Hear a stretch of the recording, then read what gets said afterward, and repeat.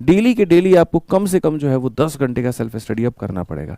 देखो भाई, समय तुम्हारे पास में कम है, ऐसे में तुम 7 घंटे 8 घंटे की जो पढ़ाई करोगे ना, वो तुम्हारे लिए अपने आप में एक फॉर्मेलिटी साबित होगी, और फॉर्मेलिटी आपको पेपर में नहीं करना है। इसीलिए मैंने एक 10 घंटे का पावर पैक शेड्यूल बनाया हुआ है, जहां पर अगर हम देखें तो मैथ्स में आपको 2 घंटे दिए हैं मैंने, जहां पर आप इसका रिवीजन कर पाओ। चाहे आप इसको वीडियो देख करके रिवाइज करो, चाहे अपने नोट से रिवाइज करो, या फिर कहीं और से करो, लेकिन 2 घंटे आपको मैथ्स में रिवीजन के लिए देना है। उसके बाद में मेरे भाई यहाँ पर 1 घंटे मैंने इसके सेक्शनल टेस्ट के लिए दिया हुआ है।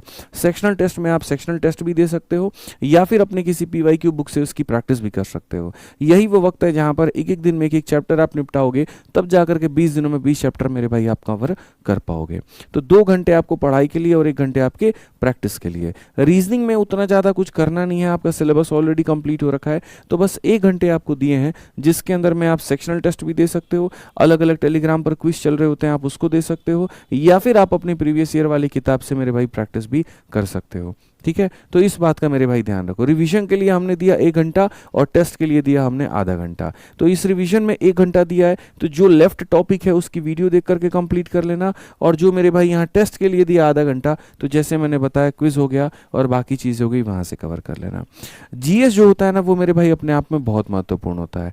3 भाग होते हैं, एक स्टैटिक जीके होता है, एक करंट अफेयर होता है, और एक आपका मूल जीएस होता है।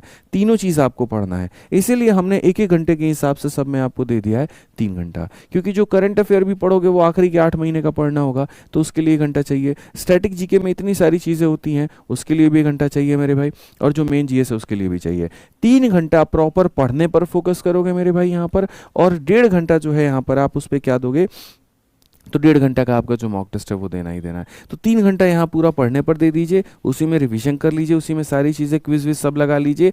इतना होने के बाद में दिन में 1.5 घंटा आपको अलग से निकालना है। क्यों निकालना है? अब 20 दिन बचे हैं, अब आप अफोर्ड नहीं कर सकते हैं। अब डेली का डेली आपको एक मॉक मारना पड़ेगा, एक सेट आपको लगाना पड़ेगा, चाहे वो आप ऑनलाइन माध्यम से दीजिए या आप ऑफलाइन माध्यम से दीजिए, लेकिन एक सेट आपको लगाना ही पड़ेगा। चुनिंदा क्वेश्चंस आपको लगाना ही पड़ेंगे, और सबसे महत्वपूर्ण जो उसमें गलतियां आएंगी उसके लिए 1 घंटे निकाल करके उसकी अलग से एनालिसिस करनी होगी, क्योंकि जिस चीज़ का तुमने इलाज नहीं किया तो वो बीमारी बनी रहेगी और वो तुम्हें नुकसान देके जाएगी। तो ये मत करना, ठीक है? इस बात का मेरे भाई यहाँ पर ध्यान रखना। तो 3 विषय में अगर हम बात